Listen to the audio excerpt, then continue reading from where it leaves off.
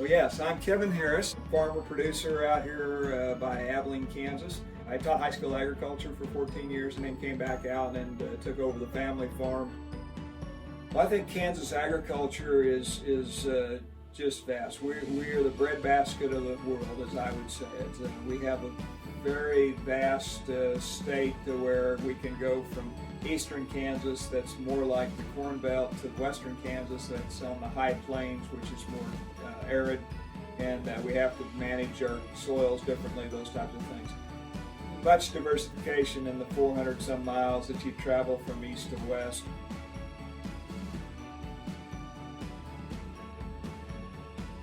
So agriculture to me in Kansas is vital part of the economy for Kansas that keeps everything else moving in small towns and different places.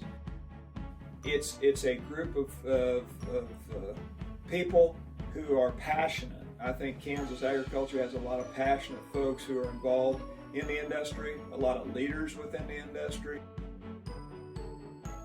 Milo will go in the ground around our area anywhere from the first part of May clear to the 15th of June. But normally we'll be harvesting Milo at the end of October into November is when we'll be harvesting Milo.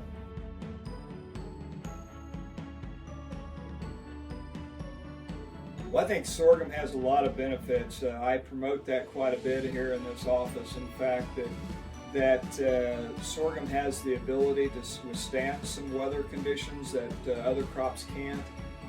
Drought would be one of them.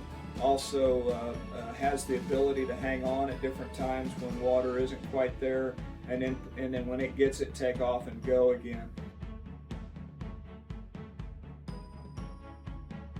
I think it's a viable alternative to our climate conditions here in Kansas. Sorghum was originally started out grown in Kansas because it was a product that could be grown in various conditions, various climate regions within the state for feed. That's probably the first initial thing that sorghum was used for cattle and livestock feed. Of course, as we've developed into new technologies and different things we're using, ethanol has come into a big part of the sorghum use, and ethanol producers like the use of sorghum to create ethanol, and so that's been another big aspect for grain sorghum to use. The new emerging types of things that are coming are the sorghum food industry. The sorghum's being used to make a non-gluten type flour, so that's appealing in a lot of in the food circles. I think the tools the farmer has to look at are all-encompassing, with equipment and seed and fertilizer and land cost and all those types of things. There's a tremendous amount of risk. Of course, if they weren't risk adverse, they wouldn't be farming. But there is a way to manage some of that risk with the high input costs and the cost of equipment, those types of things.